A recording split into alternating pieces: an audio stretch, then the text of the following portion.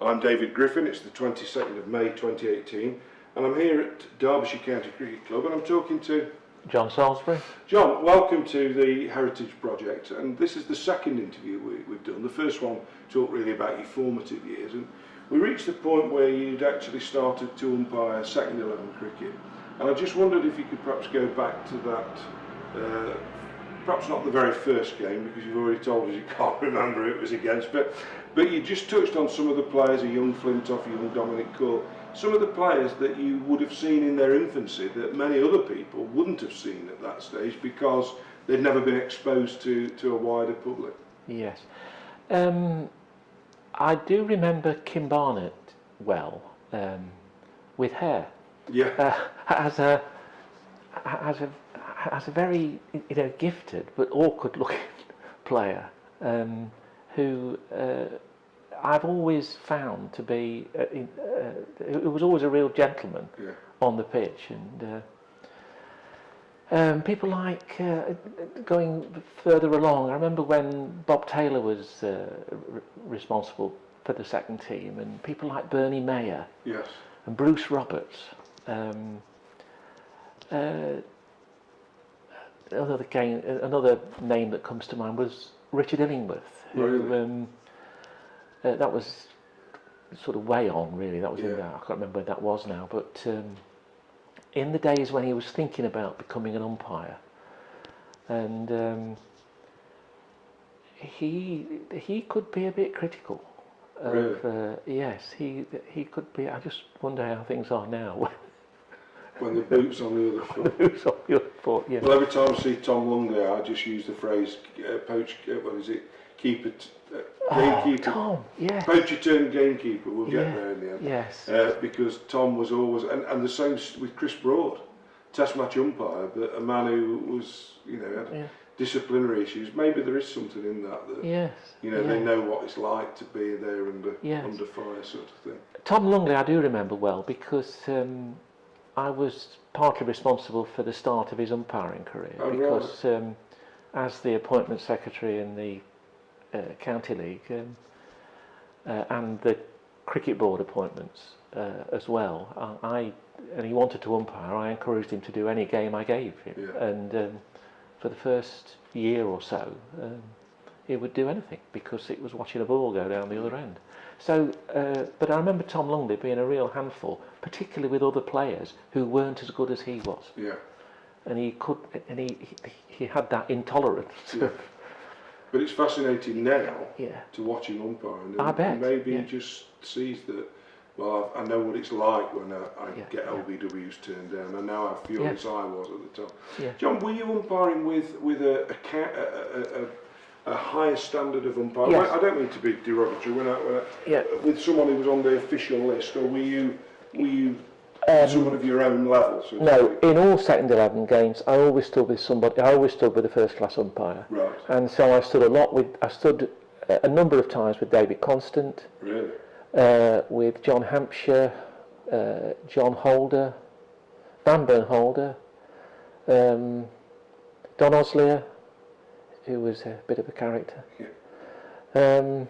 So I'm thinking, I was talking yesterday to somebody about the fact that there is a general, the game has changed to such an extent that the game perhaps doesn't get talked about as much as it used to by the protagonists at the close of play and what have you. But presumably that was an era when you could tap into these guys' knowledge, presumably. Was that something that you were... Oh yes, it was. Oh yes. I always felt that there was always more to learn about the art of umpiring. So if I could pick anything up from senior umpires, then I was going to do it. And I would ask them how they felt I did, and particularly people like Neil Bainton were always. Given that he was relatively new as well on that circuit, it felt more equal with him because he wasn't a first-class cricketer like the others. Most of the others were. Nigel Plews was incredibly helpful, man. I really liked him. He had that gentle air of firm authority. And I thought that he was 6'7". Well, yes, of course. Yeah, that always did help. Yes, yes, it did. But I thought, yeah, if I can get that sort of respect from players, I'll be doing okay. I'll definitely be doing okay. And did those fellow umpires recognise that you were a step below them, if you like? I'm trying not to sound derogatory. No, please, no, that's right. Were they understood that and were happy to help you? Yes, they knew I was a local umpire, obviously of some standing, otherwise I wouldn't be doing what I'm doing. But that everyone was more than happy to help. The only one who was slightly curious was Dicky Bird. I stood with Dicky Bird in a game in a second 11 game against Hampshire, obviously a long time ago. 3 sunny days, and I couldn't quite get over Dicky Bird really. An incredibly anxious man, kept repeating himself all the time. I mean, I still haven't lost the phrase he kept saying. There are some bad boys in this Derbyshire side, John. John, there are some bad boys in this Derbyshire side. Don. And of course, one of the bad boys was somebody called Tom Harrison. Really? Slow left armour.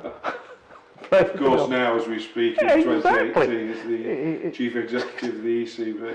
Yeah, but he was one who got up Dicky Bird's nose for standing there, out, and didn't want to go.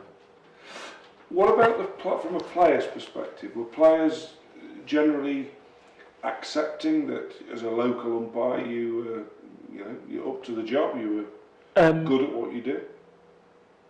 The reports I got about my umpiring do actually indicate that was the case.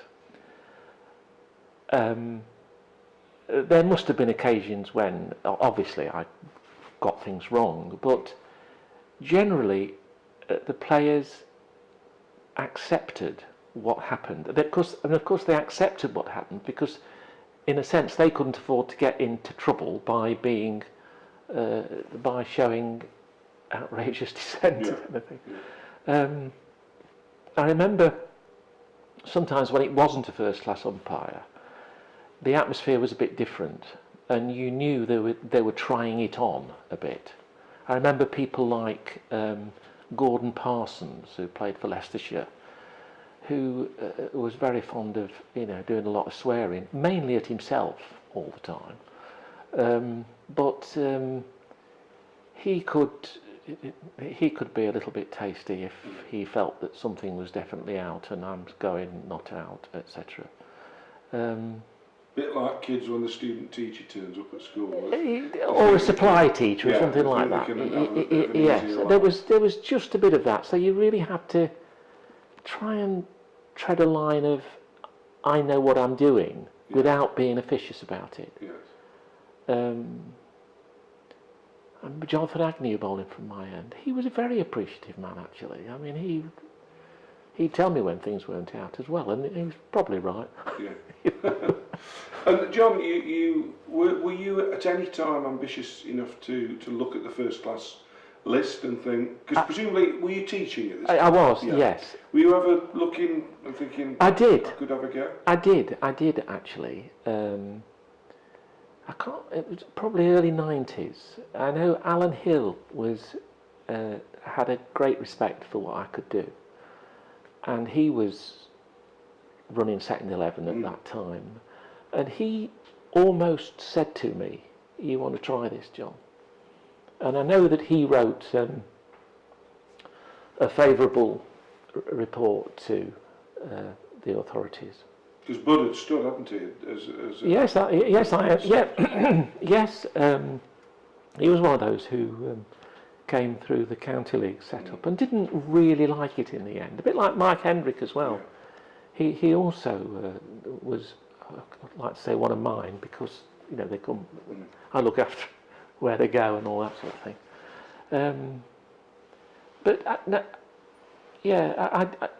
I did make an application and it was turned down, and I thought, and it was also at the time that I felt I might have to wear hearing aids. Right. So it came right, really.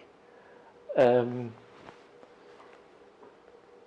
I had a go, but and I wasn't really bothered. I was doing everything I wanted to do, Yes.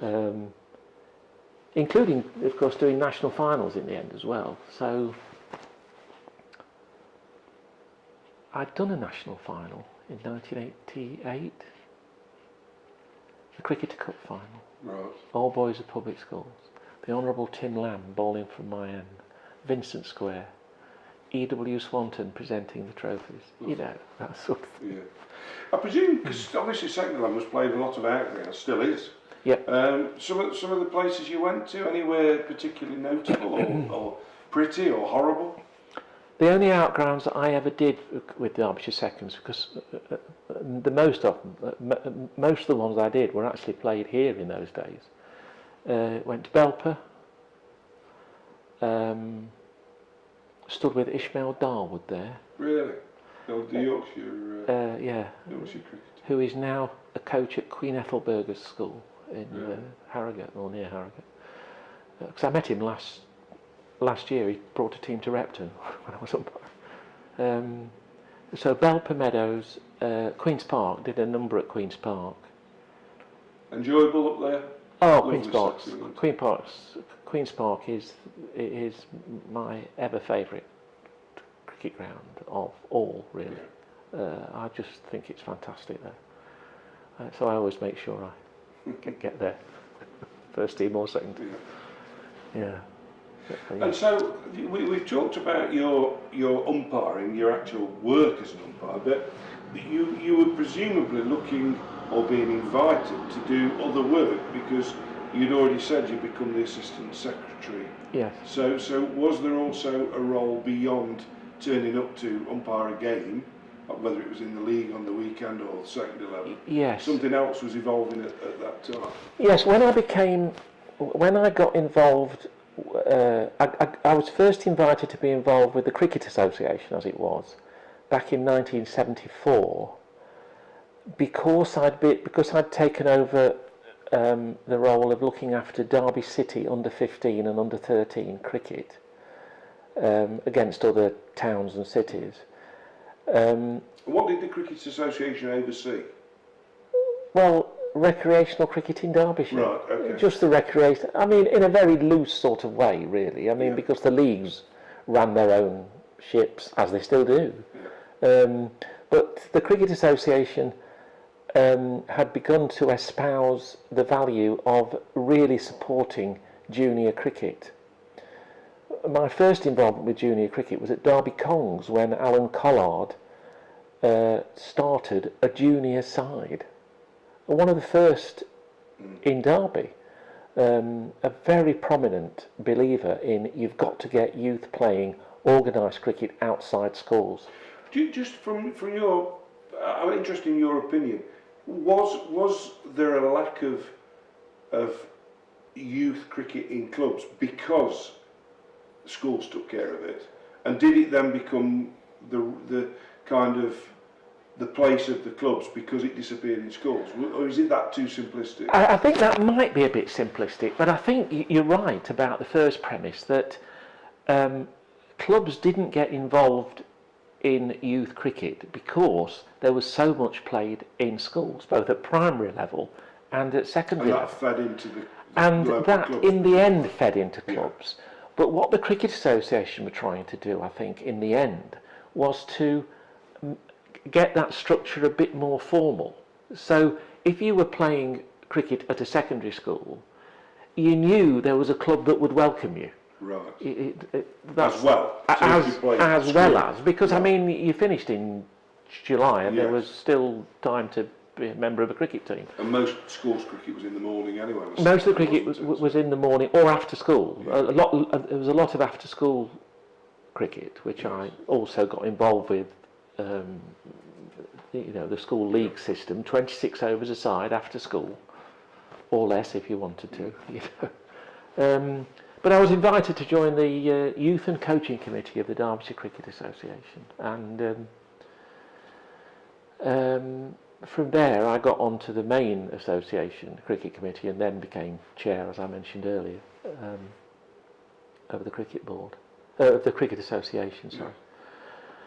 Yeah. And that was in 1980 when the chairman failed to turn up. Right. Yeah. Did you have an association with a club still at that time, or were you? No, not really. You just because of your umpiring. No. In a way, I did have an association with a club because I got involved with Ulverston and Bolton, who used to play a lot of pre-season games and end-of-season games, and I took on the role of their club umpire for the social games. Right. I mean, they played 7 or 8 games before the season started, and then 7 or 8 games until early October. I'd imagine people like Tony Pope were Tony involved Pope. He played cricket every day of the year, wouldn't he? Yeah, Tony Pope, Arnie Gaskin, Mick Lakin, Dave Lakin. Great names of people like that, yeah. Bob Young, yeah. Oh yeah, I mean, those were the days. Just on league cricket, on local cricket, because obviously you stand there, and I often talk to umpires in the modern game, and I always argue that the best placed person to tell you whether a batsman's got the ticker for the short ball or a bowler wants to bowl a third spell late in the day, and those that don't are the umpires, because they see and hear it all. Yeah. But who were the great players that you've seen in? I'm thinking league cricket now. Over the years, whether with the bat or the ball. David Long, leg spinner from Langley Mill. David Long was a terrific player. Derek Stowe, medium pacer, also Langley Mill. Dave Whitehurst, was he one? Oh, Dave Whitehurst from West Hallam. West Hallam was a terrific player, yeah. David Kennedy from Darley-Dale. I'm trying to think who we interviewed at Darley-Dale. Was it one of the opening batsmen? Oh, blimey. I'll tell you who was a good player, Simon Cottrell. Right, yeah. Yeah, who's still playing, actually. Neil Sparham? Neil Sparham. Neil Sparham and Phil Glenn, I remember turning up at Derbyshire Cricket Association trials for an under-15 team. Really? Wow, at Spondon, they were under-15s, and I was supposed to be a selector, but I was a selector with a very small voice. There were some more important people around. And I thought that Phil Glenn and Neil Sparham should have been picked for the Derbyshire under-15 team. Nobody else did. I do believe that my instinct about them both was right. Yeah, well, if you look at their stats, exactly, it's mind-blowing, really. I know Neil did play some twos, didn't he? Yes, he played for the seconds. I remember umpiring when he played for the seconds. The guy at Darley-Dale was its former teacher. Oh, Bob Winthrop. That's it, yeah. Bob Winthrop. Another one with a very good record. With an excellent record, and an interesting character. Absolutely. Yeah, I remember Bob. And I remember people like Derek Talaga playing for Darley-Dale. I remember being at Darley-Dale, by the way, on the day Devon Markham took his 9-fer. Oh, right. Yeah. 95. Yeah. Well, it's fascinating. There's so much more to talk about, but I think for now we'll just call a halt and we'll reconvene shortly. Yes, okay. Thank you, John. Thank you.